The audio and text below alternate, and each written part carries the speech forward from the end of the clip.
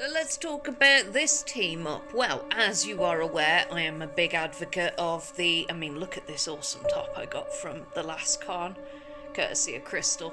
I do read my horror, and I love my horror, and since Terrifier 3 has pretty much put extreme horror, comedy horror, kind of 70s and 80s goofiness back on the map, I want to be back into that. So I had to read this interesting revival of like everything that I loved about the old school, like grindhouse, extreme sexploitation, extreme horror genre.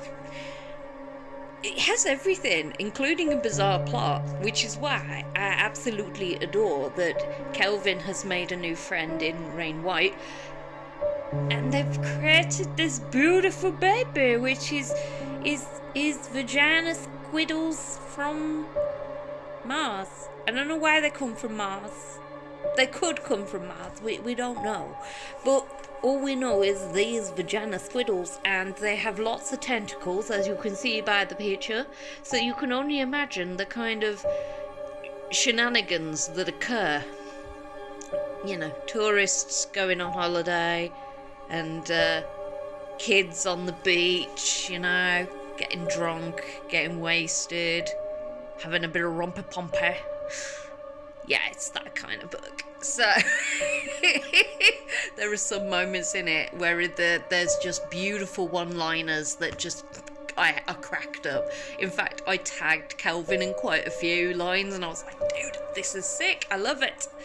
So we end up meeting Lauren, who owns a B&B, and it's just so cool. Hovetree is where this is all based, so northeast England. So yeah, pretty much a basic seaside town. And they end up getting an invasion of these squiddy tentacle creatures that go under the sand, and they they've been feasting on people. But then one night this guy comes along and tries to, well, let's just say karma gets him, because he's not exactly a nice guy, and he's preying on a young woman who is just drugged and intends to take advantage of. So I have to give the tentacle monsters their dues. They have some form of moral compass, because they ate that bastard and left her alone. Cam ends up going back to the B&B that she's staying at, which is owned by Lauren, and tells her what's happened and everything, and she ends up getting a first-hand account.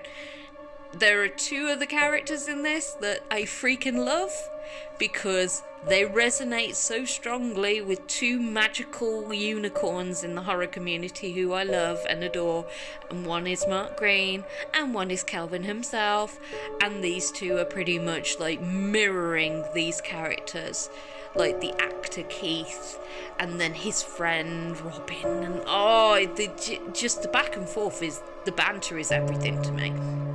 And they end up saving Lauren. She nearly gets nommed by the tentacle monsters with their barb tentacles. You know where I'm going with this, you filthy creatures. You're gonna go there. And pretty much, this is very much this. It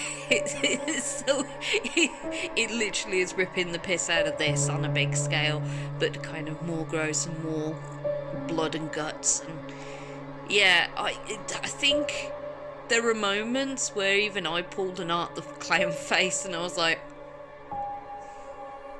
so yeah, it is deliciously good in the sense that it gives all the 70s and 80s horror kind of vibes. Lauren has a very cherry vibe to her, and if you watch Grindhouse, Cherry Darling, this bitch is Cherry Darling. Like, Lauren is Cherry Darling vibes to the max, and she is a badass. And there's also something else in common with her and Cherry, which you will read in later, and I thought it was bloody brilliant. And I love the way that the two authors combine their writing styles together and made it one massive story. Honestly, these two work so well together, so I'm really excited to see what else they come up with.